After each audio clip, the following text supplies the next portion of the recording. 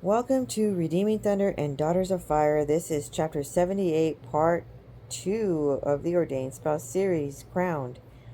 This is given to me on 3/19/2026, and this prophetic word is amazing because you will see that you will have so much in common with your ordained spouse.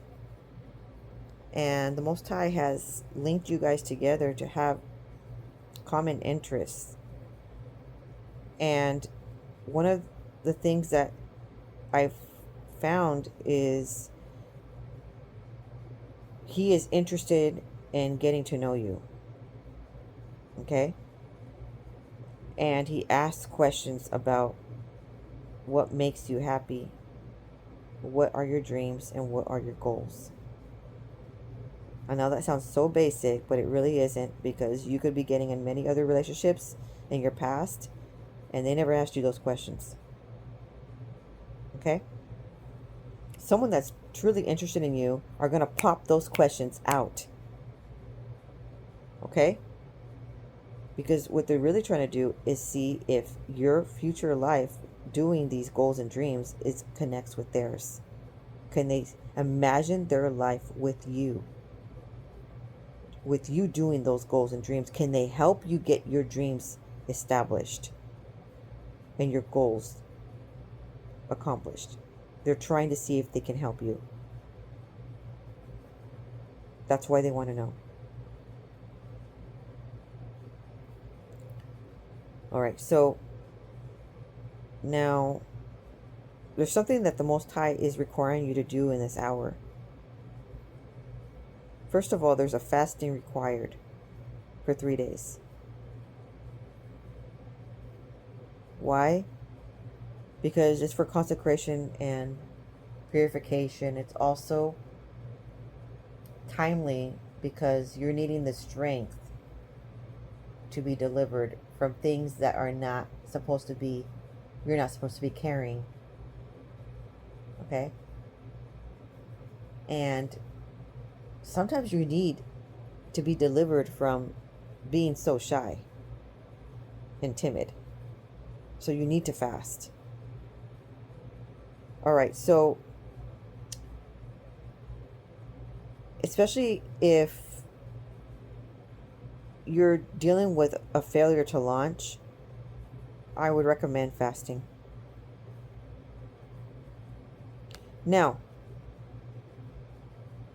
during this time frame, there was a question that the ordained spouse asked of you if you're living your dream.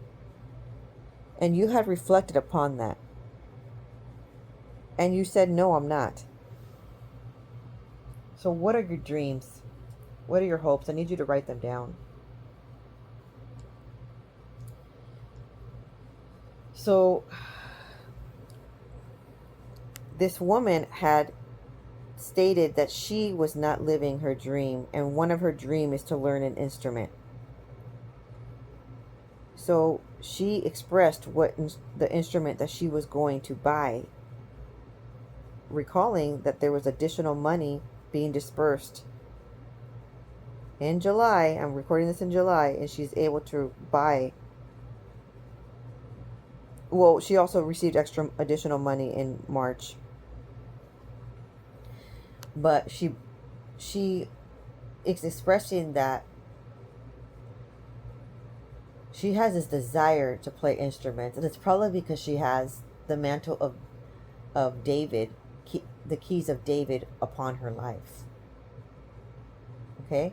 Your ordained spouse is also going to have the same mantle.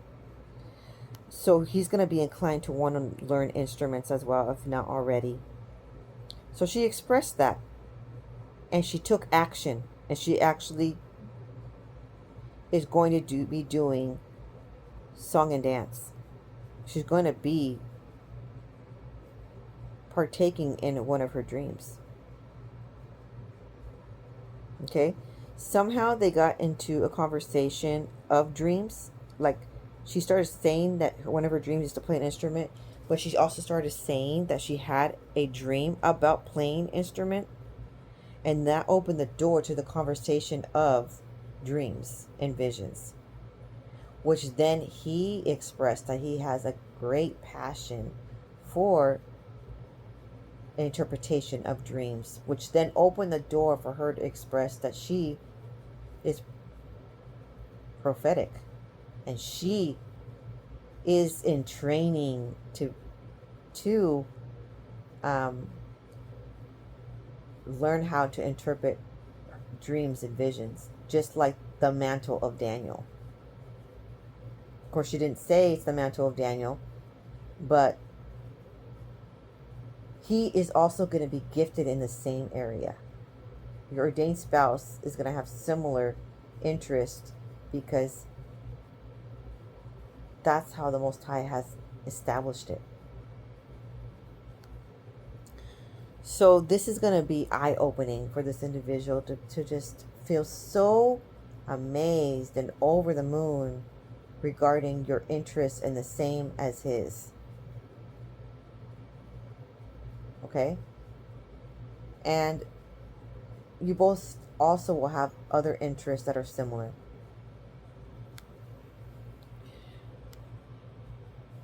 Most High wants you to give him praise and worship in this hour. He's saying Aka Shaka, which means alas, jump for joy in this manner, worship. And he's providing us the Thanksgiving song, Psalms 100, which I'm going to show you in this hour.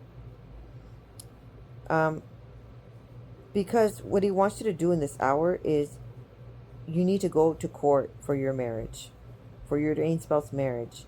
And when you go to court, you enter the courts with you enter the gates with thanksgiving, and in his courts with praise.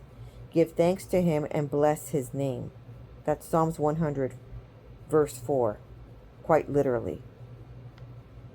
During this time frame, the Most High was giving me this beautiful song that is one of my favorite songs, and it is Psalms 100. So he wants you to praise his name singing this beautiful song, because you're entering the gates already thanking the Most High for this wonderful gift of your ordained spouse. The way you win battles is not just through warfare prayers, but through praise and worship. The fact that you had brought up a question that he had brought up to you in the past provides him with genuine interest and emotional attraction towards you, because it shows that he values your perspective, cares about your thoughts, and is likely thinking of you often, indicating he wants to build a deeper connection or is falling for you. You are on his mind, basically. It validates it all the more. And then you validate him when you express that you were thinking of him by thinking of what you're going to do with your life, with what your dream is about. And then you're taking action. Somebody that truly loves you wants you to live out your dreams and will support you in them. They won't have you wait forever to establish what you want to do for your life. So it's a positive signal of emotional investment. It's a sign that he is actively listening and desires to engage a connection.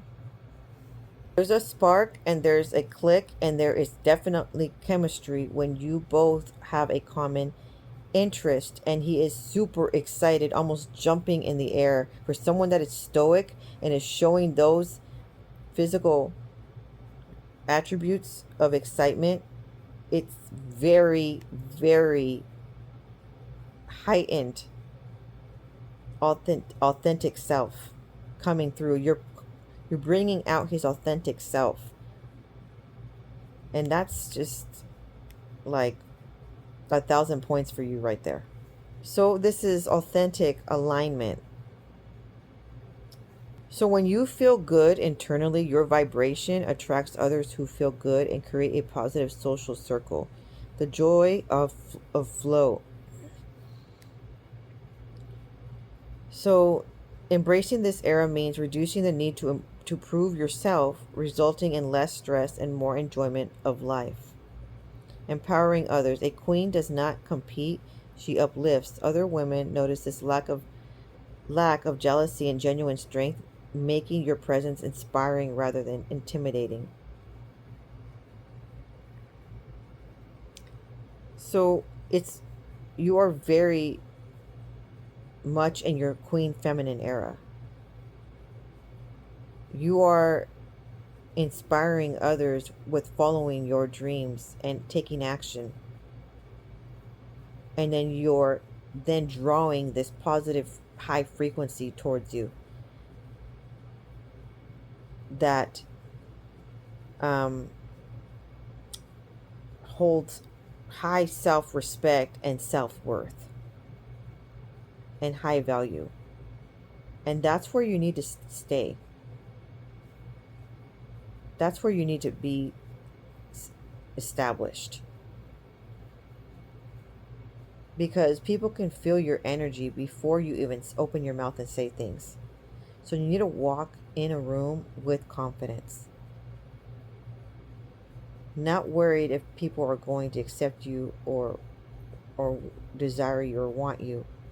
Already know that you value yourself and accept yourself for who you are and know what you're capable of.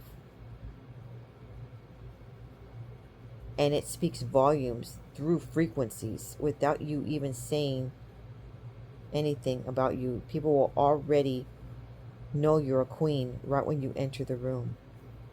You're in your Esther Mantle era. Shalom.